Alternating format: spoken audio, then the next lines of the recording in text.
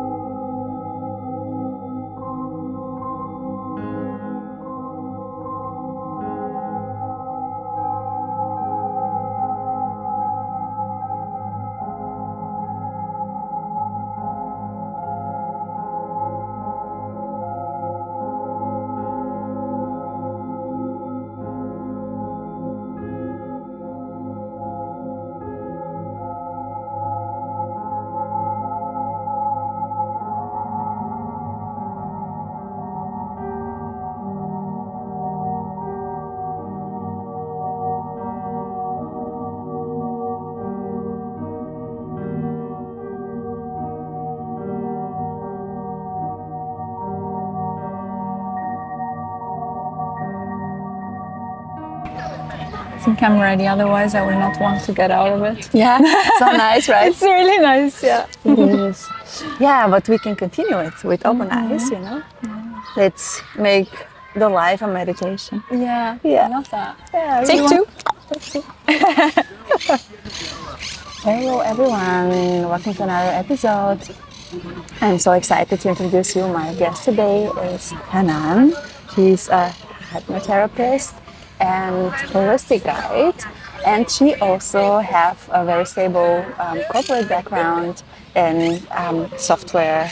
And but today we will talk about the spiritual part of her journey, and how it helped her to manage her life, to build it the way it is today. Because I think it's great, everything what you've achieved, and the way you like achieved. I mean, it could be seen like a negative, you know, like really pushing at you, but like with that ease, and that's the way I want to feel, and my clients also, and if possible, everybody in the world, to just not achieve, but just go through life with ease and peace, and get whatever they need and want, right? Well, thank you, Rali, for having me.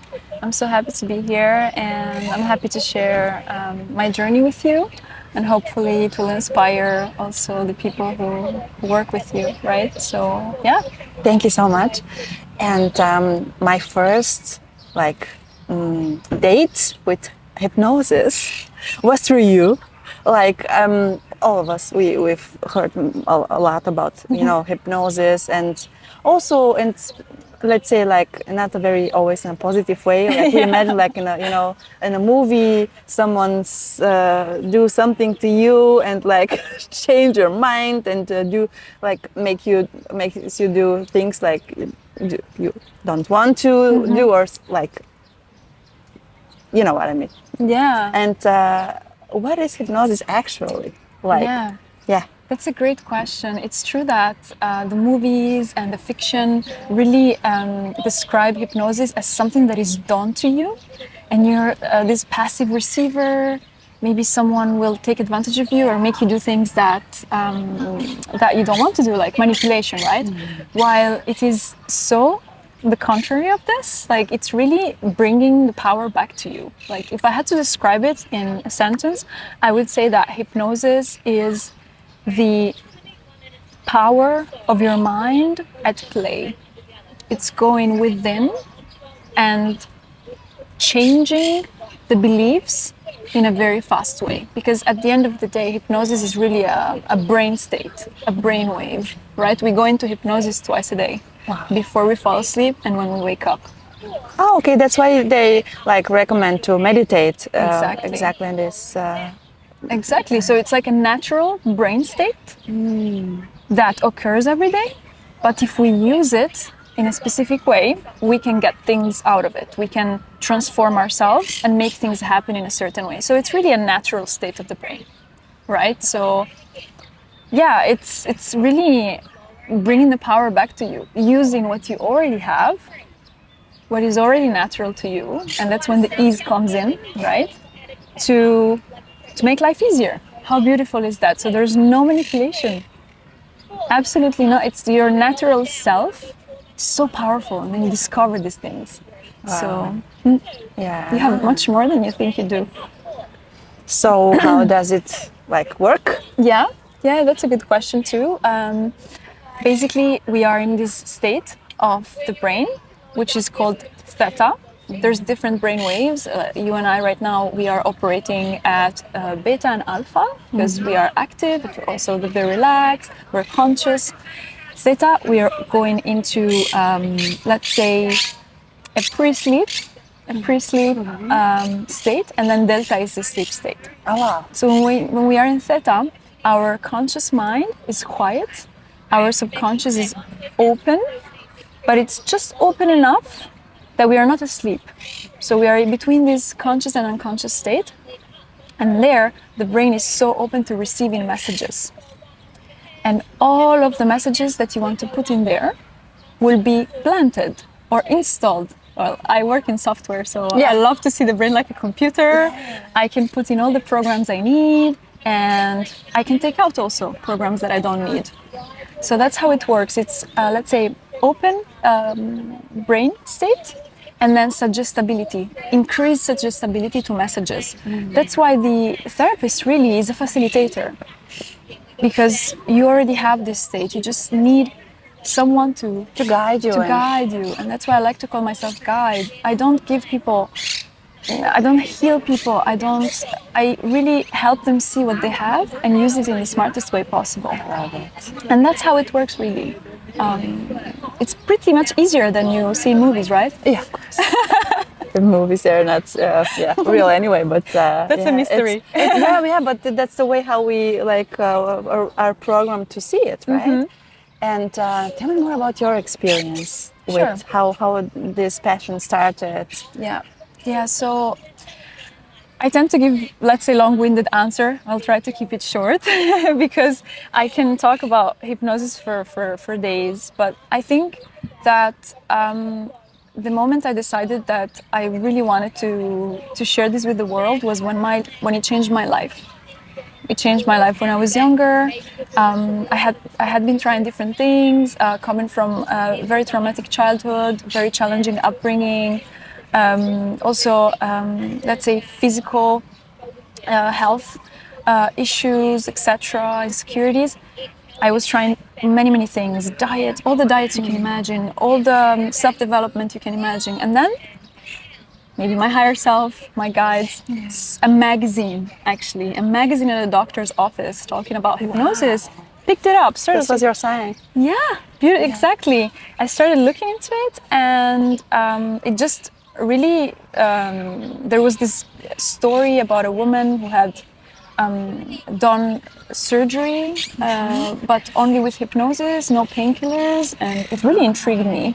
And actually, hypnosis was also used, the beginning of hypnosis was used for dentists. To do dental procedures under hypnosis. To numb pain? Yes. Like anesthesia? Exactly. Mental anesthesia. Yeah, I love that. Pain management, exactly. And I was like, wow, this is really crazy. And I've always been somebody who's really sensitive to pain somehow, like my physical body, and I have a very sensitive physical body. And it just stayed in my brain. I didn't give it much attention, but then something within me was like, let's research this thing. Did my first hypnosis session. For me, it was so much to integrate. It was mind-blowing. I was struggling with eating disorder. Eating disorder disappeared in 3 months. I had, let's say, I struggled with self-image, so other issues too, and they just seemed to vanish slowly between 3 to 6 months. And I was like, what is this thing? This is crazy. Were you open in the beginning? Sorry that I interrupt you. Sorry? Were you open in the beginning, or you were like a little bit skeptical still? Honestly, I was very skeptical. Okay. But I was so much in pain, like my hair was falling, my nails would just fall, all of them. Like my body was attacking itself because I was so unhappy. I was unhappy. I didn't have much money. I didn't have many friends. And the friends I had, I was holding on to them just to not be alone. They were not really my friends. Of course, yeah. I was involved in a romantic relationship that was not very satisfying. I mean, it was not toxic or anything, but I just did not feel loved. Also, let's say I didn't have family support. Things were really, really hard. So I was very open to trying things. But I would try things thinking, okay, well, probably this is going to fail too. Or maybe I will just get a little bit of benefit. Because at the time, even a small thing for me was the world. Yeah. Even a small improvement, not feeling this pain. Wow. And I think my hair was the trigger, because I was starting to really have holes in my head. Yeah, you saw the evidence that something is happening. Yeah, like I would touch my hair, everything was falling. I was like, okay, no, and my hair is a big part of my personality. Were there other symptoms or physical? Other symptoms, right. So typical symptoms of women who are stressed, anxious, their body communicating to them that there needs to be a change. Something needs to be done.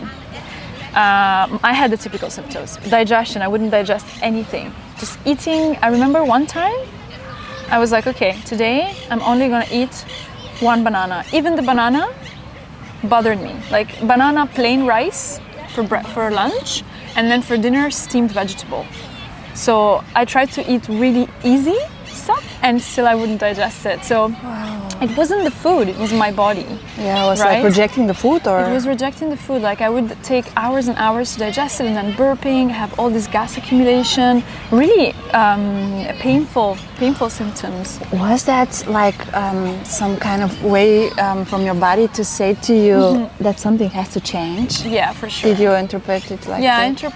I mean, I didn't interpret it at first. It took me like 3 to 4 years. I'm talking about like when I was 18. Wow. And today I'm 29. So for me, it has been a long journey. But I remember when I was like 17, 18, I would have all these painful cramping like periods, super crazy alert fight or flight reaction. So basically stress. I hear a noise. Like I hear a noise. I'm super triggered. Something happens. Strong reaction. So really like my body living in the state of like, okay, we have to action fast. There's a threat, right? Survival mode. Thank you. That's the word. Yeah, survival mode. Then my hair started to fall out. Digestion was crazy. Seeing all these doctors. I remember doing in 1 year like 3 gastroscopies, 1 colonoscopy, and everybody telling me I had perfect organs. And organically, nothing. You're perfect. And I was like, thank you. How can you help me? Well, honestly, you're just stressed. Like manage your stress. Okay, exactly. Thank you for telling me. So nobody could really understand what was going on with me, but my body was very clear. My body was telling me, no, you're not okay. Something is happening. You're losing, your hair is falling. Your nails are falling. You're weak. You can't sleep very well. You can't digest anything. You're always low energy and weak. I remember this weakness. That's why I'm repeating it, because I couldn't, it was debilitating. Right, so like physical or mental or like everything. Because you're not sleeping, you're not eating. The hair is falling, so you're getting a bit, sad about it. And then again, I mentioned like my environment was not very helpful. I didn't like the job. I was doing it just for the money, and the money was very little. So you look around you, and things are not working. So that's when I think I got the message that, okay, I have to change something. Something needs to happen. And I started looking into different things. Okay, for example, trying new diets, as I said before, but nothing would really help until I bumped into the world of hypnotherapy through that magazine in a doctor's office where I was going to check on another symptom. I don't even remember what it was actually, probably my hair, because then they would give me pills, like pill for hair, pill for this, pill for that, and I remember the pill for hair was making me itch. Like you suppress one symptom and then something else comes, and I was in this vicious cycle. And then from hypnotherapy, then I found holistic health, and my life changed. Yeah. So it started with the hypnotherapy. Yeah. Like a few sessions, a few months. A few sessions. I remember even after the first session, I was feeling different. I was feeling weird. I don't remember understanding what was going on. I was like lighter, and then things wouldn't bother me as much. I was like, oh, usually if that person at the supermarket telling me I skip the queue, for example, I would get mad, very triggered, because I was not healthy or happy. So I would just be triggered. And I often say that. And react also, right? Reactive, right. People go to therapy because other people don't go to therapy. So like, I love this. So I would like, I don't know, it's like then you attract these unhappy situations, and I'm like, oh wow, I'm not reacting so to this. I feel so peaceful. Something So like small things your like that. feels, Yeah, it started like that, and then it transitioned into not wanting to hang out with people. That was a big one for me. I didn't like to be alone. I was 23. I didn't like to be alone at all. always needed someone to be around. Not always, but for example, weekend I wanted to hang out with friends, because then, you know, I was very young but working a lot already and studying at the same time, and then I needed this kind of escape, as I called them, right, to hang out with friends, but I didn't really love them and they didn't really love me. So during hypnotherapy I started not wanting to go. Even if it's weekend, I will stay at home. Wow, that was so powerful for me. Me at home on a weekend without having this anxiety I need to go out. Oh, that's a point. It's so cool. Do you believe that? Yeah, but do you believe that this like constantly need to be around other people and distractions was because you were afraid to go through the pain and through what is happening inside? Yeah. Like, because I believe that's of course, as you also mentioned, and I, from my perspective, I think that's the most powerful part of hypnosis is that the thoughts, like or the beliefs are changing. You know, they're beneficial, and we question them. And when the right beliefs are there, then we can make changes. Anything can change. Exactly. But there's also that emotional part. Yes. Right. Absolutely. Because of course beliefs are very, very important, but like really embody everything, and that's a part of the body, all the signals and all the. How do you remember how that happened for you? Like when you allowed to the pain, was in like in a session, like in a hypnotherapy session, and then you began to like just take time for yourself and look in. You know what I mean? Yeah, of course. It's very scary to look inside, right? When even society is always conditioning us to look outside for answers. You're sad and alone, go out, have a drink with someone. You are sick, take this pill. You are lonely, go on Tinder. No shame on Tinder or dating apps, but I'm just saying, like, it's like you're looking for love, dating apps. Everything is inside. You need to love yourself first, heal yourself from the inside, look inside. If you can't even look inside, how are people? You don't know yourself. Know thyself, right? And then you can share that with the world and attract the right things, people, health, etc. And that's such a great point you make, because I mean, hypnotherapy was a great start and a great way to start looking inside. And it brought me then to consider. It pushed me to holistic health. And that's where holistic comes in, right? Mind, body, spirit, emotion. Because when we are in hypnosis, our subconscious is open. Our subconscious is 95% of our consciousness, of ourselves, and it literally leads 95% of our decisions.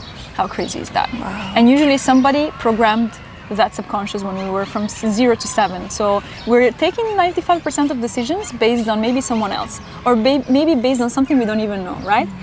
So when my subconscious was being, let's say, healed and programmed through hypnotherapy, it led me to explore holistic health.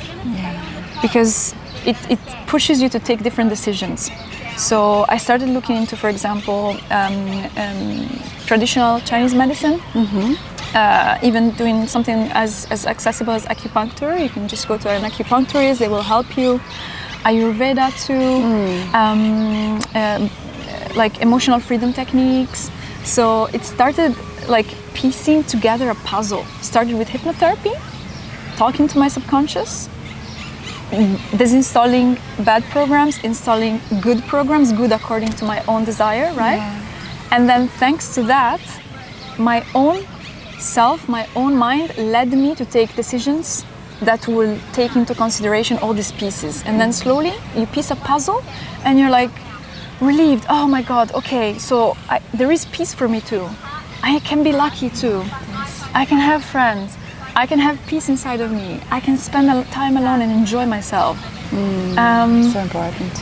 Yeah, that's what I think holistic living is, like live in harmony with all these pieces of yourself. So starting with the beliefs, we take actions then, Yes. based on them, you know. I think one of my favorite sentences, I don't remember where I saw it, well, it wasn't even a sentence, it was like an equation: thought, feeling, action. So it starts with the thought, which creates a feeling, and then the feeling creates an action. Well, that's a huge thing in addictions, and also in the world of emotional eating and eating disorders. Exactly. That's how these habits are, like, you know, They're also formed. built. And maybe you can take action outside, but that action can be even a reaction in the body. So maybe you're not taking action as you as a person going out in the world and doing something, but maybe that feeling is generating a reaction in your body, and that's what we call stress, or even and that's what I help women with: stress, anxiety, building a dream life. But then it can really become bad. For example, cancer. Breast cancer is one of the cancers that, according to energy medicine, is caused by anger. And this anger starts with a thought, feeling. Yeah. Anger creates a reaction in the body. Suppress Yeah. anger. Exactly. Wow. Yeah, that's a huge point. So it's not even about, I want, attracting things in your life, which is also always nice, like abundance, etc. But it's really a matter of survival in nowadays society. We have to take care of ourselves holistically, and nobody will do it for us. It's inside of us. It's impossible. It's really impossible. And something about we go through the beliefs, the hypnotherapy, emotions, and then the physical part. But once you told me about two different, let's say, approaches. Correct me if maybe I didn't memorize it right. Like the spiritual aspect of hypnosis, let's say, and the scientific. Yeah. Can you talk a little bit sure. more? It's very interesting for me. Of course. So I want to help as many women or people as possible, and that's why I decided to specialize in both. One is for the sciencey, logical people who, they need evidence and data, and that's why I offer cognitive behavioral therapy with hypnosis. So it's hypnotherapy. So it's hypnosis and cognitive behavioral therapy together. Wow. And it's literally, the session is, let's say, 30 minutes of cognitive behavioral therapy, and then 30 minutes of relaxing the person based on what the person has shared. We then go into hypnosis and we drop the suggestions. Oh, like kind of an integration. Exactly. It's the integration of what we've talked about. Wow. And that's the scientific one. And then Tell me more about the spiritual one. the spiritual one. Let's go deep in. Of course. Like, I love it. I love both, but it's true that quantum healing hypnosis is such a broad subject. Well, first of all, it's called quantum healing hypnosis, and the acronym is QHHT. It was invented by Dolores Cannon. Oh, I heard about. Yeah, I heard about her. She's a pioneer hypnotherapist. She's no longer among us, but she spent 45 to 50 years dedicating her life to the study of human consciousness and consciousness evolution. And she invented this hypnosis process that is a journey within consciousness. Basically, the objective is to have a conversation with your subconscious. We are not talking about the scientific subconscious, which makes 95% of our mind. Wow. Here we are talking about higher self. Yeah, tell me more. Yeah. And in this scenario, the higher self is this part of you. I would say the part of you that is connected to the source. Wow. To the origin of everything that has ever been and ever will be, right? The being. Sorry? The being. Or The being, exactly. Well, the source. The source. The source. God. I'm very careful about using the term God, etc. Universe, God. Yes. Yeah, source, but Whatever the person believes in as a higher force or a higher,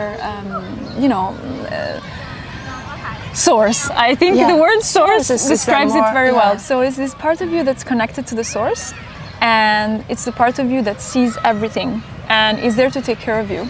right? And it's deep inside of you. You can access the source anytime you go through meditation.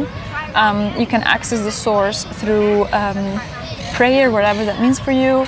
People love yoga because yoga is an energetic practice. You access that source energy.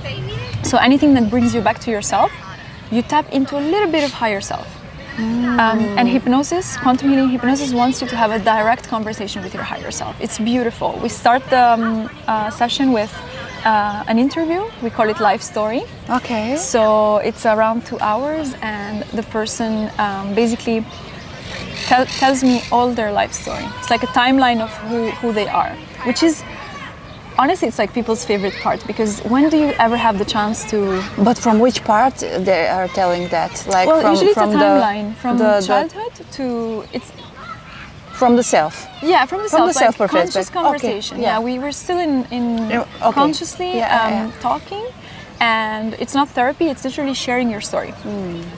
After that, we review a list of questions that they bring, because those are the questions that I will ask to their higher self once we go into hypnosis. Okay. Then we go into hypnosis, which is again this relaxed state where your consciousness is open. And we journey through different lifetimes, past lives. Wow. They get to see the life that has most meaning for them, because usually they come with specific questions, right? They have this list of questions, and they will see the lives and deaths that are relevant for them. Yeah. The experience is very pleasant. It's not painful because they can act as an observer.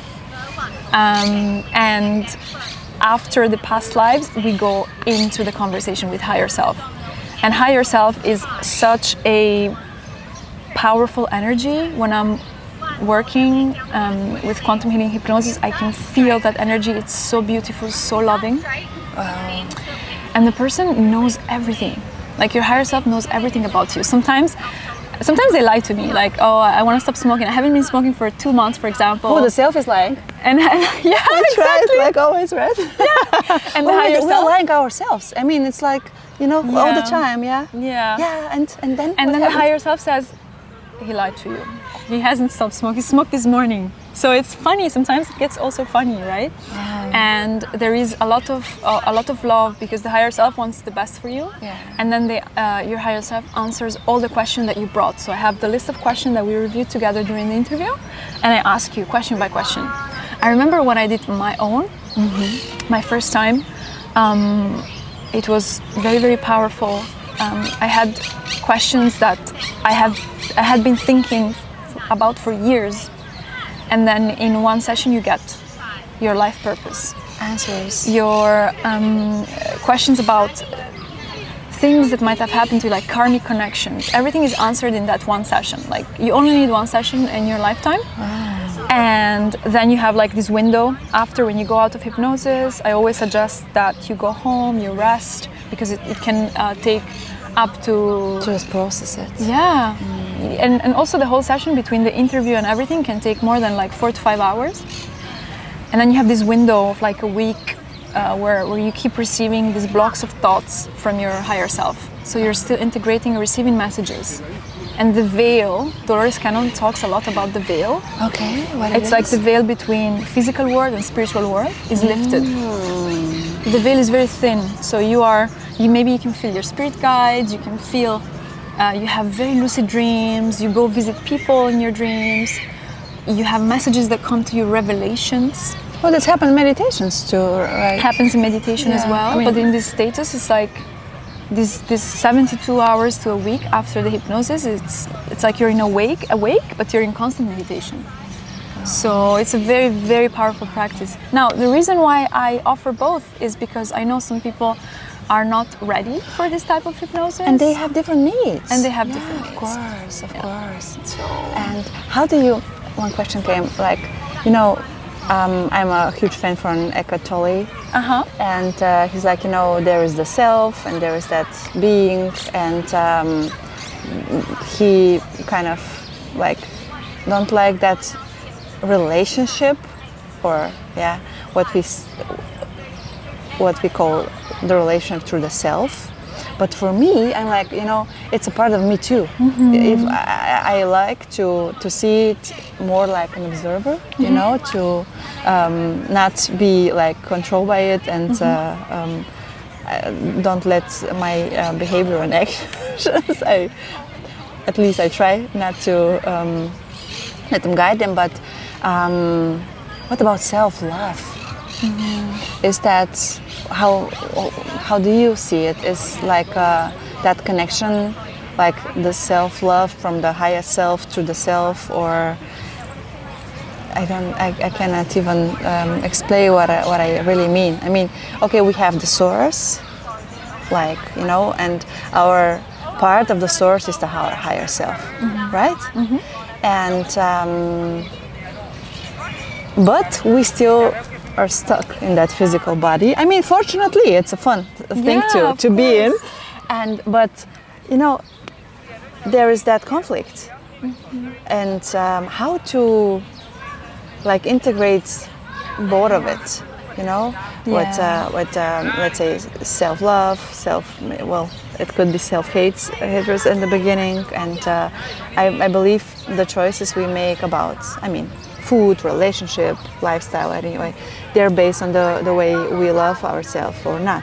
Yeah. They're different, and the things that we think that we deserve are also based on that relationship or that self-love. And I think it's beautiful when we have that connection to the higher self, to be guided, to be supported, and especially to feel safe and like taken care of, and to have that feeling that nothing can get wrong.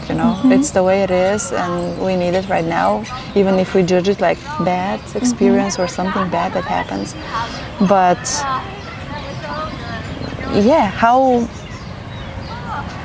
with the session we can connect to it and to like try to find answers to it and so on. But for someone who is like so deep in that self part, and is listening right now and think what are they talking about, like crazy stuff and higher self and source, and so how someone like this, because I've been there, with so much like rejection and like something new and completely strange, but is that the awareness? Is that, or we just need to go through that pain and be in that pain, so we just don't see any other way around? No, of course. Because I want to prevent that point. Yeah, right. I mean, you touched so many points. I don't even know where to start from, but it's a very, very interesting question. I love what you mentioned about Eckhart Tolle and the higher self and the self. It's true, there is a little bit of like superiority when you place the word higher next to self. It's like, oh, this higher self, and then me, I'm here, right? No, but if you see yourself as a part of it. Exactly. Let's remember that it's part of us. It's literally an inner resource that is there. We can tap into it whenever. Now, if somebody is not very spiritual and they want to tap into that inner resource, the best way, the easiest way is joy. Doing something that makes you happy. Like when we are happy, we are not thinking about the future. We're not thinking about the past. We're not thinking about what this person is thinking about us. We are in the moment.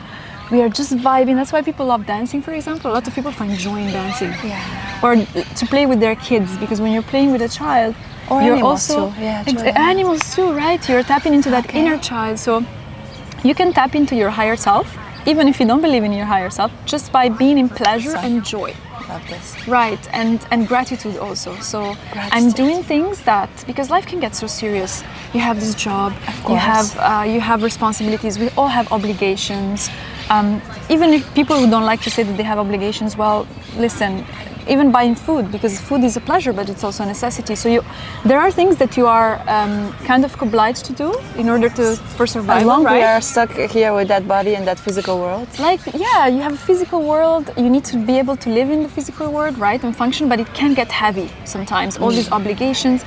So if we don't make time for pleasure, we are disconnected from that source. Oh, okay. So I think the easiest recipe is try to fit in, even if it's not daily, once a week, something that truly gives you pleasure. Playing with your dog, playing with children,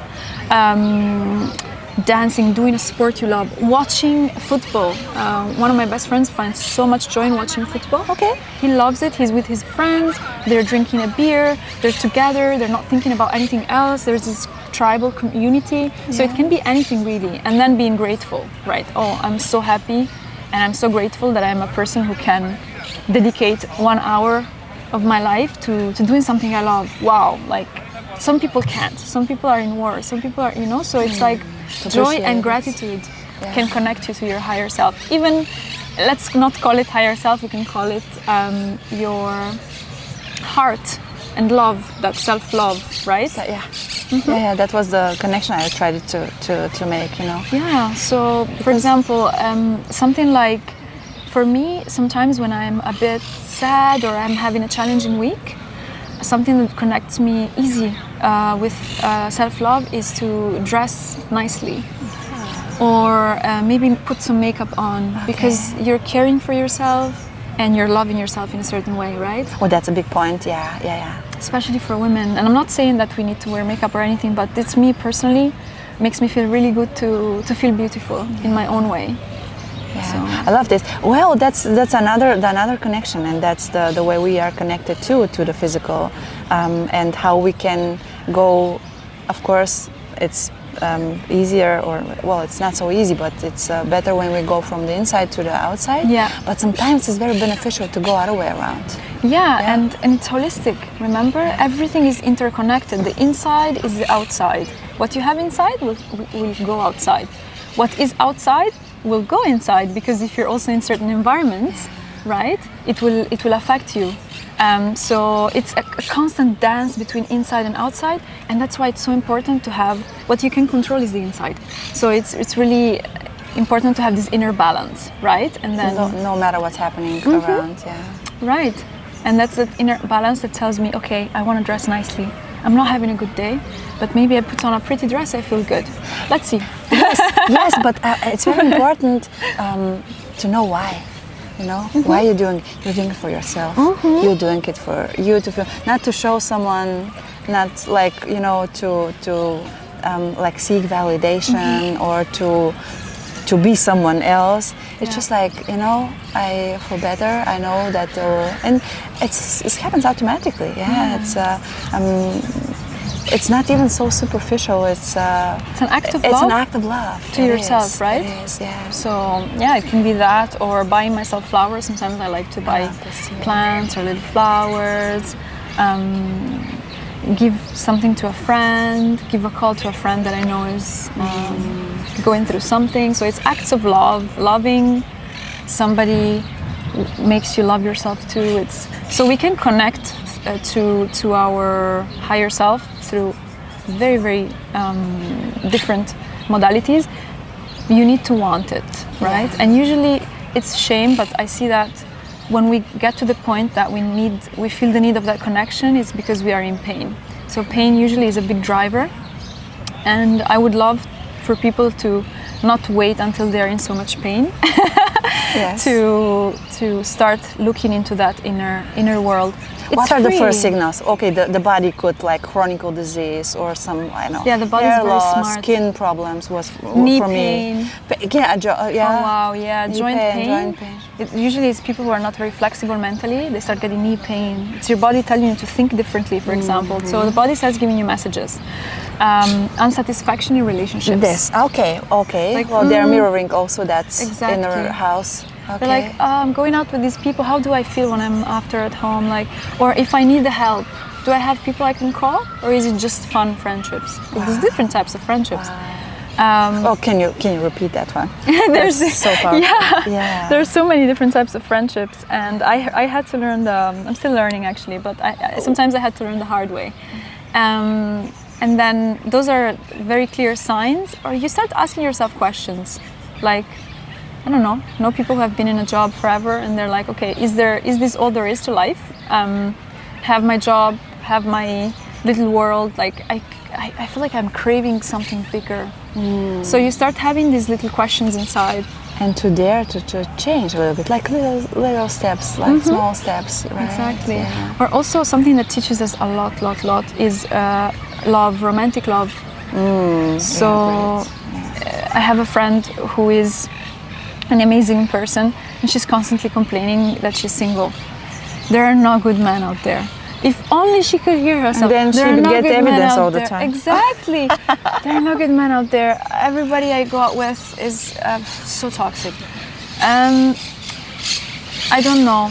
They're really like, men are terrible. It's like, and sometimes I repeat to her these sentences. Really? She doesn't realize it. She's not ready, but she will be, I'm sure. Because she's starting to get a little miserable, not because we need a boyfriend or we need a partner, but because she really craves companionship. It's her desire in her heart that she's ready for companionship. So the fact that she's asking herself those questions like, why am I not finding? That's a sign for her to change. But it's still a bit of pain, right? Sure. Always. Yeah, well, like romantic relationships are really great lessons. Great teachers. And teachers, yeah. And it's even, for me, was really crucial to understand that every judgment I have about that partner is like the way I see myself, actually. And I don't believe in like this one right relationship. I think every relationship is right for this moment. Yeah, because true. it's there to show us what is going on, what is where are those like places they need to be seen inside, and but that's a whole other topic. They need to be healed. But again, when we talk about holistic life and holistic way of living, romantic love is such a big part of us. Same way it's our body and our emotions. They're so influenced, right? Sometimes by our romantic relationships, and then the friendships. We could go into that topic too. Of course. Or work. Oh my goodness, relationships at work. Yeah, and we identify so much with let's go there for a moment. Like, you know, that persona, that self, that like image we create. Many times I remember for myself, like being a dentist and this, like, you know, the title being like, and then trying to like fit in that, you know, and it's maybe something like for the corporate world for you, like, you know, right, another personality. And for me, it was like at some point I was like, I don't fit in. It's like nobody can understand me, and I don't feel like I belong anymore. And you listen to your internal voice, right? Because the internal voice is telling you. I rejected it for so long. I can imagine, but sometimes at some point it starts becoming so loud you cannot ignore it anymore. But it's true, like that's why one of my favorite sentences is know yourself. It is so hard. Who are you? I am a person who this really? Are you sure? Like, are you sure you are a sales manager? That's who you are. Are you happy being that? Are you sure you're a dentist? So we are so much more than what we think we are, right? And if we only gave ourselves a chance to think and hold space for options, right? Yeah. So there's this rigidity. That's why people get a lot of joint pain. Joint pain is coming from lack of mental flexibility. We're not giving ourselves space to think about options. And the right side of the body is masculine energy, and it's usually connected to the present. And left part of the body is feminine energy, and it's usually connected with past wounds, past everything, happiness. Wow. So we can also, mother wound, father wound. So yeah, I mean, our bodies are telling us constantly things about us and how we can know more about ourselves. That was a great point about knowing ourselves. I think that's also the faster way to love ourselves more and to love others. And of course, everything starts there. It's going to be hard to love you if you don't know yourself, right? Or you don't love yourself. And also, how can you love someone you don't know? And the other way is around. When you don't love yourself, how can you expect someone else to love you? Exactly. Right? Exactly. Exactly. And if you don't know yourself, you cannot know what to love. Right? And sometimes we tend to laser focus on the negative sides. I am someone who wakes up late. I am someone who... Well, listen, you're somebody who wakes up late. You're also somebody who makes amazing cakes for their friends' birthdays, right? So we tend to really rigidly focus on things that we want to change. And judge them, not And judge accepting them. It's like, because we learned that that's not okay to wake up late. Yes. You have to be like 5 hours of 5 a.m. club and so whatever. I mean, but and that's also a part of self-love. I mean, Exactly. Everything goes back to self-love. and also that balance, okay, I'm loving myself, but I'm not staying like in front of the, TV and watching some movies or Netflix, wherever. Exactly. I love myself enough to go to the but, gym, to do sports, to take care of my body. But it's still okay to wake up like whatever Exactly. I need to, right? Without like shaming myself for this because someone said, you have to wake up at 5, 6, 7, whatever. Right, because love means acceptance. Yeah, but how we find this balance? Knowing yourself. Knowing. If you know yourself, you can then love yourself. When you love yourself, and loving yourself is a journey. It's not something you do and that's it. No, it's a journey because you're going to go in and out of it. But at least you have a basis, a foundation. Yeah. When you love yourself, you accept parts of yourself, and you start seeing yourself as a whole, meaning that okay, I did this wrong, but I do this amazingly, and I will do it better. So you hold space for yourself. Yeah. And what you said before, shaming yourself, shame comes from lack of self-love. So if we focus on self-love, which requires awareness, we can have the highest chance of having a nice life, right? And going through uncertainty and going through the ups and downs that life provides us. So I think at the basis of what I'm doing with my clients is bringing them back to self-love through tools that I provide. To everything, like hypnosis, everything is a tool because self-love is something that it's inside of you. We just need to access it. Yes. Nice. Oh, I love this. Let's just be present and integrate and process it for a while. I love this. Yeah, it's the basis of everything. Thank you so much. Thank you For Thank you sharing, for your gift, for your energy, for being here, for showing me this world. And I'm so grateful for having you here, for knowing you. Aww. And I'm sure that many other people can really relate to many things you said. And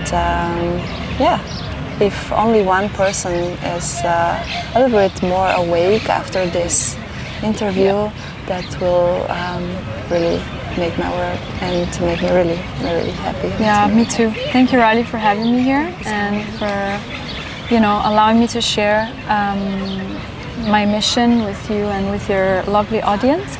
I can be very long-winded, but I hope I was clear enough. And as you said, if we manage to even change or give hope or inspire even one person, I'm very, very happy. So thank you. I definitely did. Thank you. Thank you so much. Aww. Oh.